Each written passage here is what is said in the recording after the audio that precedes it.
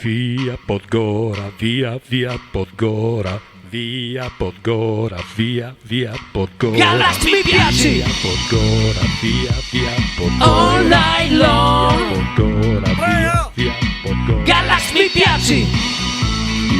Vergognosissimo!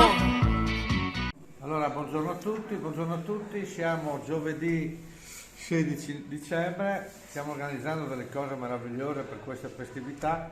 Vedete che sono in scala, gli amici delle 7:20, è arrivato, ecco qua, Paolo Verona, poi abbiamo Gigi San Daniele e Vincenzo.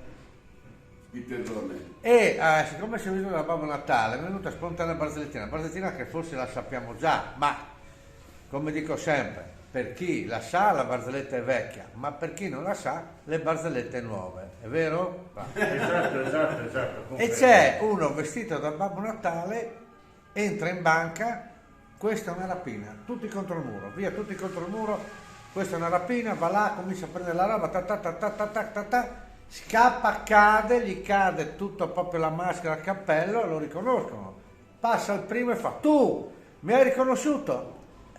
Sei il Furlan? Sì, prende la pistola, pam, copà.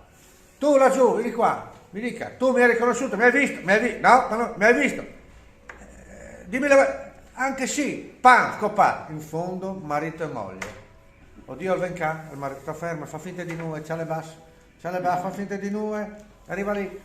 Tu, io, sì, mi dica, tu mi hai visto, mi riconosceresti? E lui: no, che io ho una catarata che non vedo un cazzo, ma mia moglie ti ha visto sicuro.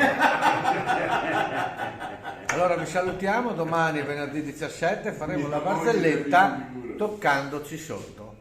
Un saluto a quelli che... Allora, uno va a lavorare, due va a lavorare, uno va a pensione, Romana va a lavorare, invece quel signore lì, e facciamo gli auguri, parte per la Sardegna per vedere Cagliari Udinese. Un saluto, ci porterà un po' di Carasau e ci porterà anche un mirto. Attendiamo la bottiglia di mirto. Con quella bella immagine natalizia, ciao. Via Podgora, via Podgora, via Podgora, via Podgora. Galast mi piaci! Via Podgora, via Podgora. All night long! Via Podgora, via Podgora. Galast mi piaci! Vergognosissimo!